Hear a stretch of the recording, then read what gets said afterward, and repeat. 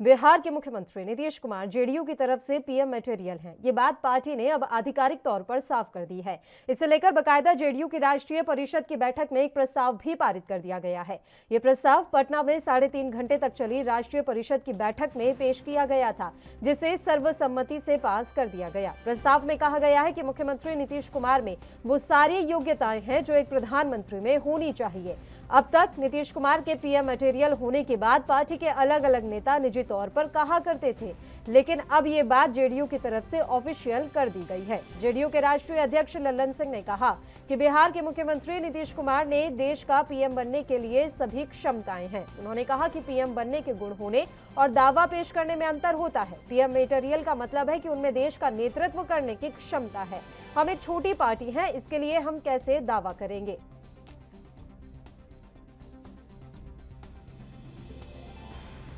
Mission को पूरे देश में मजबूती के साथ प्रोपेगेट करने के लिए आए। हम तो कल भी आपको बता दिए थे। क्या है मिशन? मिशन राष्ट्रीय पार्टी बनाना, राष्ट्रीय पार्टी बनाना और जो जेडीयू है उसका एक्सपेंशन दिन पर दिन और आगे बढ़ाना। बीजेपी ये बोल रही है कि किसी को पीएम मटेरियल बनाने से कोई थोड़े पीएम बन जाएगा। आप हमें अगर लड़वाना चाहते हैं तो आपको निराशा हाथ लगेगी। तो 2024 के पीएम होंगे, उम्मीदवार होंगे। नरेंद्र मोदी जी पहले से ही उम्मीदवार हैं, वही हो रहे थे कि क्या बयान दे रहे हैं, लेकिन आगे के लिए ध्यान रखिए। उपेंद्र कुशवाहा जो बोलता है आगे सब लोग उसको मानते हैं, तो आगे भी ध्यान रखिएगा आप लोग। लेकिन भाजपा आपका कहना आगे चुनाव लड़ेंगे, यही बड़ी बात है। या चुनाव लड़ेंगे क्या मतलब? अभी तो एनडीए में हम लोग हैं, तो एनडीए के तो उम्मीदवार प्रधानमंत्री के नरेंद्र मोदी जी हैं। नीतीश कुमार योग दावेदार हैं, आपका इशारा है। ललन सिंह ने कहा है कि कई लोग ऐसे हैं जो नीतीश कुमार के चेहरा को पसंद नहीं करते हैं। कई पार्टियां ऐसी हैं, वो कौन सी पार्टियां हैं जो नीतीश कुमार के चेहरे को नहीं पसंद करती होती? अरे कुछ बात तो बिना कहे समझी जाती है ना, बिना कहे भी समझिए। मिशन नीतीश क्या है? केसी त्यागी ने कहा है कि मिशन नीतीश है, देश के स्तर पे नीतीश कुमार जी का जो व्यक्तित्व है उसका प्रसार करना, अल्टीमेटली देश के स्तर पे उनकी जो स्वीकार्यता है उसको और बढ़ाने का काम करना, यही मिशन नीतीश है। ये कह रही है आरजेडी और कांग्रेस, ये कह रही है उपेंद्र जी कि नीतीश कुमार पीएम मटेरियल हैं, तो हमारे तेजस्वी यादव भी योग्य हैं, युवा हैं। वो में आप कुछ भी कह लीजिए। अगर संभव होता तो ये भी कह सकते थे कि अमेरिका में भी इनको ले जा करके जो बाइडेन के बाद नीतीश जी ही होंगे। दिक्कत तो ये पड़ताल होना कि अचानक एक दल 40 सीट पे कैसे सिमट गया और उसके बाद भी आप कैसे स्वीकार करते हैं। अभी केंद्र का कोई कार्यक्रम होता है, आपकी तस्वीर तक नहीं रहती है, तो हम तो समझ रहे हैं कि ये कौन से मटेरियल और किस पर हम विश्लेषण कर रहे हैं। मैं अभी भी कहूँगा कि जो ज़मीनी दस्तक है उसको समझें और उसके आलोक में जनादेश को तो आपने मैनेज कर लिया शासनादेश से, लेकिन जनादेश दबता नहीं है, वो निकल करके बार बार आएगा। उसकी हकीकत समझिए, उसके हिसाब से राजनीति। तो यहाँ पीएम मटेरियल है, ये तो चर्चा कब से चल रही है और जब हमारे साथ थे तभी लोग कहा करते थे। हम लोग तो कभी कहा नहीं, लेकिन निर्णय लेते लेते बहुत देर हो गई। अब मटेरियल नहीं रहे, अब ये सांप्रदायिक शक्तियों से मिलकर देश को अफगानिस्तान बनाना चाहते हैं और यहाँ तो कोई पद खाली है नहीं। अफगानिस्तान का राष्ट्रपति का पद खाली है। अगर वहां प्रस्ताव ये लोग पास कर दें तो हम लोग विचार करेंगे।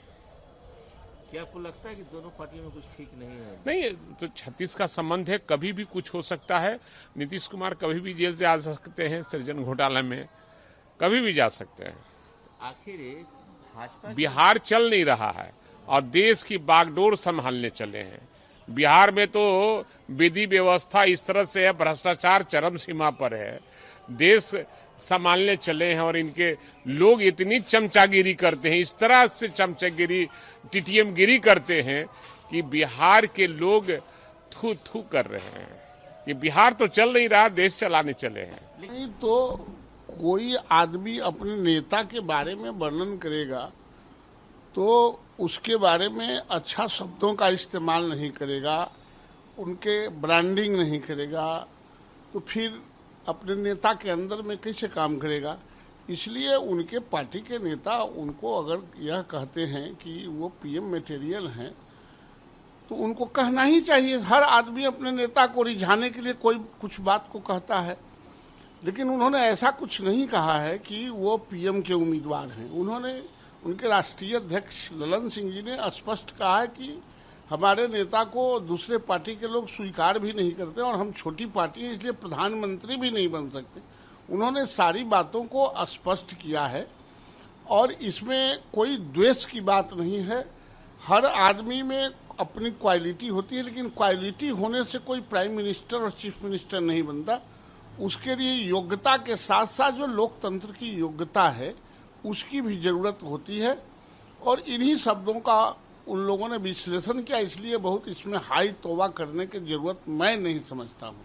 लेकिन ये पहली बार नहीं है नवल जी, ये बातें लगातार 2 महीने से लगातार उठ रही है, चाहे उपेंद्र कुशवाहा हो चाहे और भी कोई नेता हो। पीएम मटेरियल त्यागी जी ने भी बोला कि पीएम मटेरियल है। आखिर ये बात एनडीए के पार्टनर हैं, एलायंस हैं, बिहार में भी सरकार के साथ हैं, दिल्ली में भी उनके मंत्री हैं लोग, एनडीए में किस तरह की बातें। अच्छा, उपेंद्र कुशवाहा अगर इस तरह की बात नहीं कहेंगे, कल तक जो नीतीश कुमार को गाली दे रहे थे, नीतीश कुमार को रसातल में ले जा रहे थे, आज नीतीश कुमार जी के साथ आए हैं और वो बढ़ चढ़ के ब्रांडिंग नहीं करेंगे तो फिर उनको पार्टी में जगह कैसे मिलेगा। ये अपने अपने को जगह बनाने के लिए लोग।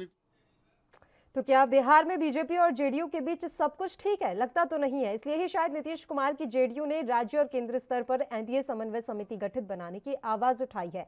बिहार की राजधानी पटना में जनता दल यूनाइटेड की राष्ट्रीय परिषद की बैठक हुई। इस दौरान सिर्फ समन्वय समिति ही नहीं बल्कि नीतीश कुमार को पीएम मटेरियल तक भी बता दिया गया। अब इस मसले पर हम चर्चा की शुरुआत कर लेते हैं। 2 खास मेहमान इस समय हमारे साथ लाइव जुड़ गए। चले मेहमानों से आपका हम यहाँ परिचय करवा देते हैं। मनु जी इस समय हमारे साथ जुड़े हुए हैं, जेडीयू हैं आप प्रवक्ता के। उनके अलावा अनवर हुसैन जी भी हमारे साथ जुड़ गए हैं, आरजेडी के प्रवक्ता। दोनों ही मेहमानों का स्वागत है एएनबी न्यूज पर। मनोज जी, शुरुआत आपके साथ करना चाहेंगे। प्रधानमंत्री पद की उम्मीदवारी के लिए क्या आने वाले समय में नीतीश कुमार दावा ठोकने वाले हैं? ये पल्लवी जी, इस मामले को पूछ दिया जा रहा है। जदयू के राष्ट्रीय कार्य समिति ने ये नहीं कहा कि 2024 में माननीय नीतीश कुमार जी प्रधानमंत्री के उम्मीदवार हैं जी। कार्य समिति में या हमारे पार्टी के नेताओं ने इतना ही कहा कि पीएम के जो मटेरियल होना चाहिए, जो गुण एक प्रधानमंत्री में होना चाहिए, वो माननीय नीतीश कुमार जी में है।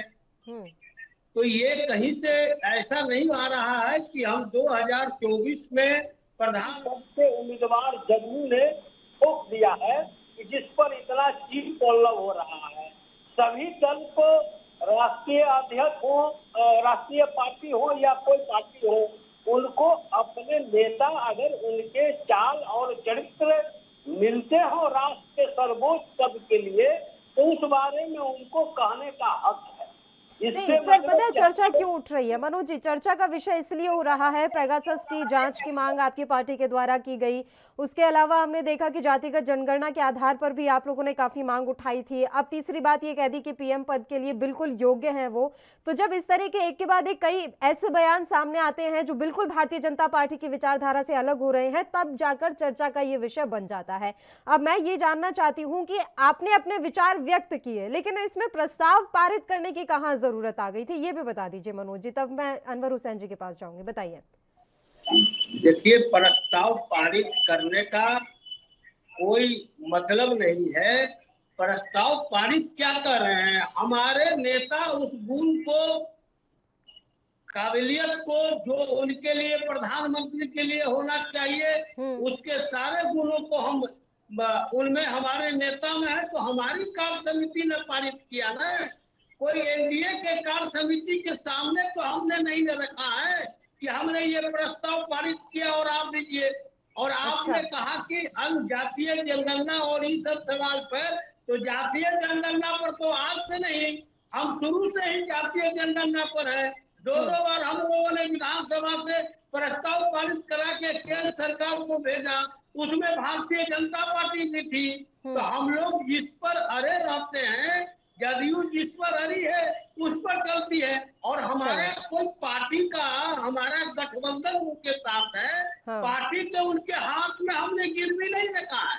हम अपना निर्णय खुद लेने के लिए सक्षम है, हम चलेंगे।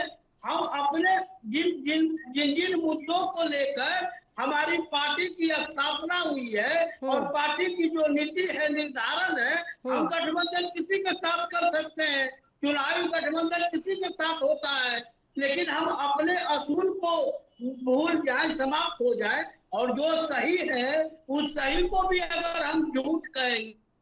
चलिए ठीक है, अनवर हुसैन जी आपके पास आना चाहेंगे। सर, आप अपनी भी यहाँ पर प्रतिक्रिया दे दीजिए। हालांकि जब भाई वीरेंद्र जी से इस बारे में सवाल किया गया तो उन्होंने कहा कि यहाँ पर तो कोई पद खाली नजर नहीं आ रहा है, अफगानिस्तान के राष्ट्रपति का पद जरूर खाली है, तो नीतीश कुमार को वहां के लिए दावेदारी कर देनी चाहिए। अनवर जी, देखिए, जो डेवलपमेंट है जेडीयू के अंदर, और जेडीयू के अंदर से जिस किस्म की आवाजें बुलंद हो रही हैं, वो इस बात को दर्शाता है कि आज भी बिहार की राजनीति में तुर्क का पत्ता आरजेडी के सुप्रीम नेता लालू यादव जी के हाथ में है। और ये बात उभर के सामने आ रही है कि लालू जी और जगदम्ब Singh ji between the lines जो मैसेज नीतीश कुमार जी को और जदयू को अब तक देते रहे हैं, उस पर अब जदयू ने काम करना शुरू कर दिया, उसने कान धर लिया है।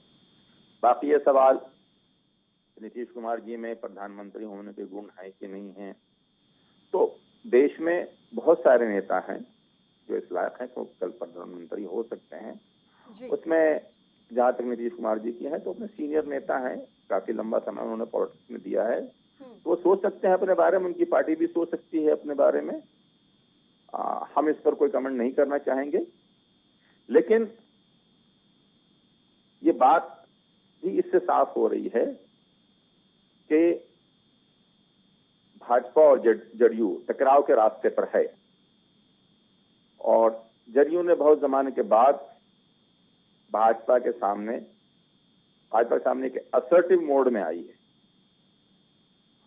और इसका रिजल्ट क्या होगा? तो अभी जरूरत क्या महसूस हो रही है? सर देखिए, एक पुरानी पार्टी जेडीयू, इसमें कोई दो राय नहीं, लेकिन वो 40 सीटों पर आकर सिमट जाती है, आप समझ रहे हैं, और उसके बाद अब कोशिशें ये हो रही है कि हम अपने ही सहयोगी दलों पर दबाव बना लें। तो ये क्या दर्शा रहा है? क्या किसी तरीके की खींचतान वाकई में है, या फिर जेडीयू छटपटा रही है? आप क्या समझ पा रहे हैं अनवर हुसैन जी? है कि जदयू में और भाजपा के बीच में अब कुछ भी अच्छा नहीं है। ठीक है, जो इनकी दोस्ती है, जो साथ चल रहे हैं, ये मजबूरी है, पहले भी मजबूरी थी, ये मजबूरी खुल के सामने आ रही है। और जदयू ने अब भाजपा के सामने सवालात खड़े करने शुरू कर दिए हैं कि उनका अपना भाजपा पे दबाव बढ़ाने का तरीका हो सकता है। लेकिन ये बात भी एक तरफ है कि बिहार के अंदर दरपर्दा ये कोशिश रही है कि मुख्तलिफ सियासी पार्टियां अब बिहार नेता प्रतिपक्ष शशि यादव जी के लिए छोड़ दें, और जिनको अभी भी हुकूमत में रहने की लालसा है, पावर की लालसा है, वो सेंटर की तरफ रुख करें और सेंटर की पॉलिटिक्स में हिस्सा लें। और लगता है कि जदयू के नेताओं को ये बात अब समझ में आने लगी है। ठीक है, मनोज जी आवाज मिल रही है सर आपको? मनोज जी मेरी आवाज पहुंच रही है आप तक? एकदम सही आवाज आ रही है। ठीक है मनोज जी, मैं एक चीज और आपसे यहाँ जानना चाहूंगी, मिशन नीतीश क्या है जिसके बारे में केसी त्यागी बात कर रहे थे? देखिए, मिशन नीतीश जी के नेतृत्व में हम जो पूरे देश में जहाँ जहाँ चुनाव होंगे वहाँ हम चुनाव लड़ेंगे। हम पार्टी के राष्ट्रीय स्तर पर ले जाने का हमारा परिकल्पना है, और उसी कल्पना का नाम है नीतीश कुमार। तो हमारे नेता नीतीश कुमार को लेकर अन्य राज्यों में भी हमारे जाने का है, जहाँ जहाँ चुनाव है। हम सहयोगी दलों से जो हमारे जिनके साथ हम कहीं एलआई में हैं, उनसे हम बात करेंगे। अगर बात बनती है तो उनके अनुसार चलेंगे, नहीं बात बनती है तो हम चुनाव लड़ेंगे। हमारा यही मकसद है कि हम हर देश के हर राज्यों में अपनी पैठ बनाएं और ये हर दल का 2024 के मद्देनजर ये कोशिश की जा रही है, जो ये मिशन नीतीश शुरू हो रहा है वो 2024 के लिए है। 24 से पहले जहाँ जहाँ चुनाव है हम वहाँ जा रहे हैं। हमने तय किया, हमको सीट मिले न मिले, हम वहाँ के जनता के बीच में अपने नेता के बारे में, नीतीश कुमार जी के बारे में हम उनको बताएंगे और उनसे हम आग्रह करेंगे, उनसे हम अपील करेंगे, वो हमें अपना वोट दें, हम अपना वहाँ का उम्मीदवार देंगे। तो ये मिशन 2024 से इसको कहीं से कोई लेने देने का नहीं है। हम लोगों ने पूर्व में भी घोषणा किया था, उस समय हमारी राष्ट्रीय परिषद भी नहीं हुई थी कि हम उत्तर प्रदेश में चुनाव लड़ेंगे। तो ऐसा थोड़ा है कि राष्ट्रीय परिषद में ये घोषणा हुई है, उससे पहले भी घोषणा हुई थी। तो कहने का मतलब ये है कि हम अपने जनाधार पूरे देश में बढ़ाने का सबको अधिकार है। तो ये इस पर मंथन हुआ सर कि बिहार में क्यों आपकी सीटें घट गई, बिहार में क्यों आप सिमटते जा रहे हैं, इस बारे में किस तरह का मंथन चल रहा है पार्टी के अंदर? परिस्थिति बस कभी होता है, हम यहाँ पर चले गए, यहाँ हमको कोई सीट का नहीं हुआ। जिनके साथ हमने वर्षों तक जिनके साथ रहा, जिनके लिए हमने आदर किया था, जिस चिराग पासवान के पिताजी के कारण एक वोट से सेंट्रल अटल बिहारी वाजपेयी जी की सरकार गिर गई थी, उसके बाद रामविलास पासवान जी भारतीय जनता पार्टी के नेता लेना नहीं चाहते थे। सिंगल नीतीश कुमार जी ने लड़के रामविलास पासवान जी को उस समय भी उसमें डाल किया था। अब उनके बेटा पीठ में छुरा भोंक दे अंतिम समय में, निश्चय है उससे कोई लेना देना नहीं है। सीट आते घटते बढ़ते रहता है और वो समय पर जरूरत होता है तो वो संख्या बढ़ भी जाती है। अब अगला चुनाव होगा तो वो कहाँ रहेंगे, अभी तो कहीं के नहीं रहे। एक उनको विधायक आया, वो भी मेरे पास चले आए। अब आगे का सीन को देखिए तो सीट घटने बढ़ने से हम किसी का राजनीतिक ताकत को कम कर देंगे, वो नहीं है। जो हमें वोट 2015 में मिला उससे हमें परसेंटेज में ज्यादा ही वोट 2020 में भी मिला। इसीलिए हम ये नहीं कह सकते हैं कि हमारी ताकत घटी है, ये समय की बात है, समय पर ये चला जाएगा। और इसलिए अब आपने मिशन नीतीश शुरू किया है ताकि अन्य राज्यों में भी अब आप अपनी जो सियासी जमीन है उसे मजबूत कर पाएं। अनवर हुसैन जी, आवाज पहुंच रही है आप तक? अनवर हुसैन जी, मेरी आवाज मिल रही है सर आपको? जी जी जी सर, मिशन नीतीश के बारे में आप भी सुन ही रहे होंगे। मैं एक चीज और आपसे यहाँ जानना चाह रही हूँ, आपको क्या लग रहा है कि मिशन नीतीश की जो शुरुआत है वो हरियाणा में ओम प्रकाश चौटाला से मुलाकात के बाद तेज हुई है? क्या उनकी तरफ से अब ये कवायद शुरू कर दी गई है कि जगह जगह जाकर अब आप अपनी पार्टी को मजबूत कीजिए? देखिए, इस पर कुछ कहना अभी जल्दी होगी, लेकिन एक बात साफ है कि नीतीश कुमार जी और जेडीयू ने जब से भाजपा की उंगली पकड़ी है तब से उनका सूरत तार बदलता रहता है। कंसिस्टेंट स्टैंड इनका कभी नहीं रहा है। कभी नीतीश कुमार जी कहते हैं कि वो मोदी जी के साथ डाइट शेयर नहीं करेंगे जी। कभी ये होता है कि भाजपा वाले अपने ज्वाइंट इलेक्शन में चीफ मिनिस्टर के नीतीश कुमार का पोस्टर गायब कर देते हैं जी। कभी नीतीश कुमार जी के पोस्टर से प्रधानमंत्री का पोस्टर गायब हो जाता है। ये तमाशा चलता रहता है जेडीयू वालों की तरफ से, लेकिन कुछ न कुछ एक पिक्चर क्लियर है जिनमें और भाजपा में सब कुछ ठीक नहीं चल रहा है। और जाहिर है कि नीतीश जी के अपने पॉलिटिकल कनेक्शंस हैं और उस वजह से जेडीयू अब एक नया रुख ले रही है। अब ये रुख कितनी मजबूती से सामने आता है तो देखना पड़ेगा, लेकिन बहरहाल जो कुछ भी होगा वो आरजेडी के कोऑपरेशन के बगैर मुमकिन नहीं होगा। अगर नीतीश जी को सेंटर की पॉलिटिक्स में आना है, उनको कल मोदी जी से मुकाबला करना है, प्रधानमंत्री के रेस में आना है, तो उनको बहरहाल आरजेडी का आशीर्वाद चाहिए। यानी कि आरजेडी के दरवाजे खुले हुए हैं नीतीश कुमार के लिए अभी भी? देखिए, आरजेडी का दरवाजा, हम ये नहीं कह रहे हैं कि वो आरजेडी में आ जाएं जी। हम ये कह रहे हैं कि उनको आरजेडी का विचारधारा जो है उसको मानना पड़ेगा, उसको अपनाना पड़ेगा। जब वो आरजेडी के विचारधारे पे आ जाएंगे, जब वो आरजेडी के फैसलों पर से सहमत हो जाएंगे, तो ही उनको सेंटर में आगे बढ़ने का मौका मिलेगा और तभी वो प्रधानमंत्री के रेस में आगे आ सकते हैं। वरना जिस शख्स के पास सिर्फ 40-42 MLA हो, वो प्रधानमंत्री का ख्वाब देखे शेषस के बिहार पूरे भारत में कहीं और कोई पार्टी कहीं स्टाफ ना हो, कहीं एमएलए ना हो, वो बात अजीब सी लगती है। लेकिन फिर मैंने थोड़ी देर पहले कहा था कि देखिए बिहार की राजनीति की तरफ का पत्ता लालू जी के हाथ में होता है और इस पर लालू जी के हाथ में है। और अगर हमारे नीतीश कुमार जी ने, जो उनके साथी भी रहे हैं, उनके शिष्य भी रहे हैं और यहाँ तक लाने में बनाने में खुद लालू जी का बहुत बड़ा हाथ रहा है उनके सिलसिले में, अगर लालू जी का आशीर्वाद उनको मिल गया तो कल प्रधानमंत्री के रेस में आ सकते हैं। चलिए बताइए मनोज जी, आरजेडी खुला ऑफर आपको दे रही है? अरे आरजेडी क्या खुला ऑफर देती, वो अपना किसी को करे, अपने भाइयों में जो उनका झगड़ा झंझट है उसको निपटावे, जो परिवार के अंदर जो उनकी लड़ाई है उनको निपटावे।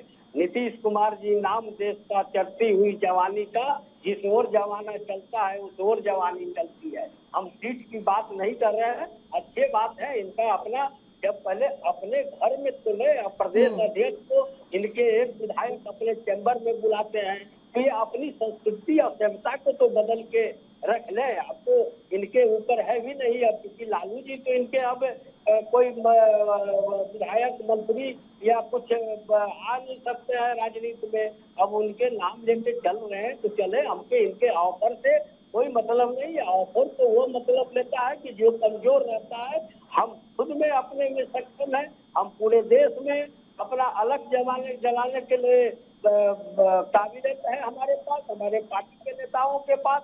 हर एक आज देश भर के लगभग राज्यों में हमारी संगठन लगभग तैयार हो चुकी है, हम इस पर करेंगे, हमको इनके ऑफर से नहीं मतलब है। अब उन लोगों का अपना है, इनको अगर जरूरत पड़ेगी तो ये अपना बात करेंगे, हमको इनके ऑफर से कोई मतलब नहीं है। ये अपना ऑफर ऊपर करते रहे, इनका काम से अभी बस सही बात है कि अब इनके पास तो काम भी तो कुछ नहीं न रह गया। अब पहले परिवार को सुलझाएंगे, उसके बाद चलेंगे क्या होगा नहीं होगा। अब इस तरह के राजनीति है तो इनके राजनीति को इन्हीं को चला, और हमें इनके ऑफर की कोई आवश्यकता नहीं है। अपना ऑफर ये अपने परिवार वाली पार्टी जो है, क्योंकि जनता की तो पार्टी है नहीं, अपने परिवार वाले पार्टी में जो है उसमें ये ऑफर दे कि भाई तेज प्रताप आ जाओ, तेजस्वी के साथ ऑफर दे दे, तेज प्रताप को ऑफर दे देंगे, उस बहन को ऑफर दे दे। ये ऑफर का जो खेला खेली है, ये राष्ट्रीय जनता दल अपने परिवार के अंदर कोई दल बोलने वाला नहीं है। देखिए इतने इन लोगों के पास विधायक है या प्रवक्ता है या कोई है, एक आदमी ने जगदानंद जी के पक्ष में बोलने वाले हैं और एक आदमी तेज प्रताप के पक्ष में बोलने वाले हैं। अभी अनवर हुसैन जी से भी पूछ लीजिए कि जगता बाबू की गलती है कि तेज प्रताप की गलती है, इस विषय पर भी उनके मुंह से आवाज नहीं फूटेगा। इसीलिए ऐसे दल का ऑफर हम इनसे आग्रह करेंगे कि ये ऑफर तेज प्रताप को दे और तेजस्वी यादव को दे, मीसा भारती को दे और एक कोई है उनको दे, कि वो लोग आपस में इसको करें। एक को जनता राष्ट्रीय जनता दल का जो गठन हुआ, जनता दल का गठन हुआ, उसमें सभी लोगों का हाथ रहा था, बीच में ये अलग होकर राष्ट्रीय जनता दल बनाए तो कुछ न कुछ उसमें है कि ये ऑफर का इस्तेमाल पहले अपने परिवार वाले पार्टी जो है उस पार्टी के सदस्यों के बीच में करे, बाकी लोगों को तो राष्ट्रीय जनता दल में कोई पूछ ही नहीं। मनोज जी को पसंद नहीं आया अनवर हुसैन जी आपका ऑफर, आपने तो इतनी बड़ी बात कह दी लेकिन उन्हें पसंद नहीं आया। वो कह रहे हैं कि पहले आप अपना परिवार देख लीजिए, उसके बाद उन्हें ऑफर दीजिएगा। वो परिवारवाद की राजनीति नहीं करती है, वो तो गरीबी हटाओ की राजनीति करती है, वो तो पिछड़ों को आगे बढ़ाने की राजनीति करती है, वो तो अनएम्प्लॉयमेंट दूर करने की राजनीति करती है, वो तो पलायन को रोकने की राजनीति करती है, वो तो स्किल्ड लेबर, एग्रीकल्चर लेबर, सबके जिसको कहते हैं कि हुकूक की, सबके राइट्स की रक्षा की सियासत करती है। अब प्रॉब्लम यह है हमारे जदयू के मित्रों के भी और भाजपा के मित्रों की भी कि जो उड़ान अभी हमारे तेजस्वी जी भर रहे हैं और जिस तेज से वो ऊंचाई की तरफ जा रहे हैं, इनकी आंखें उनको देख नहीं पा रही, इनकी आंखें चुंधला जा रही हैं। इनके लिए अभी इन्होंने कोई शेर पढ़ा था, मैं दो पंक्तियां इनके लिए दोहरा देता हूं कि अभी एक परिंदा उड़ान में है, बहुत सारे तीर कमान में हैं। तो इस किस्म के हमले तो आरजेडी पे होते रहेंगे, तेजस्वी यादव की नेता प्रतिपक्ष के खैर तो होते रहेंगे। हम इन सबों से ऊपर उठकर अपने सियासी सफर तय कर रहे हैं और हम ऊपर की तरफ जा रहे हैं और देख लेंगे कि पूरे तौर पर बिहार में नंबर 1 की पार्टी आरजेडी ही होगी और आज भी नंबर 1 की पार्टी आरजेडी ही। चलिए सर, शुभकामनाएं आपके साथ। आखिरी सवाल है मनोज जी आपसे, समन्वय समिति बनाने की मांग उठाई गई है जेडीयू की तरफ से, जरूरत क्या महसूस हो रही है? कहा गया है कि जैसे वाजपेयी सरकार में थी समन्वय समिति, एक बार फिर से वो बनाई जानी चाहिए। सर मनोज जी। देखिए, मांग करना कहीं से गलत नहीं है, और जहाँ भी दोनों कई दलों के बीच में रहते हैं तो उसमें एक समन्वय समिति का होना आवश्यक भी रहता है। तो इस हिसाब से जो है तो ये कोई ऐसी बात नहीं है, पूर्व में भी था। अब ये लोगों को आपस में भी इस तरह की बातचीत हो तो ये लोग समझ सकते हैं, और जरूरत पड़ने पर समन्वय समिति अगर होती है तो आपसी जो कोई बात होता है दल के अंदर या इस दल के उस दल के, या कोई विकास की बात होती है किसी विषय पर, अगर दोनों दल में मतभेद होते हैं तो उस विषय पर वो बात होती है, तो समन्वय समिति बनना उचित भी है। और चलिए, आपने मांग उठाई, अब देखने वाली बात यही रहेगी कि समन्वय समिति की इस मांग पर कितनी ध्यान यहाँ पर दिया जाता है। आपका भी बहुत बहुत शुक्रिया तमाम चर्चा करने के लिए। दोनों मेहमान हमारे साथ जुड़े। तो आपको बता दें कि एक बार फिर से बिहार एनडीए में उठापटक की खबरें सामने आ रही हैं। दरअसल जेडीयू की तरफ से ये दावा किया गया है कि नीतीश कुमार में प्रधानमंत्री बनने की सारी योग्यता है। अब उनके इस बयान पर राजनीति कितना आगे तक जाती है, ये देखने वाली बात रहेगी।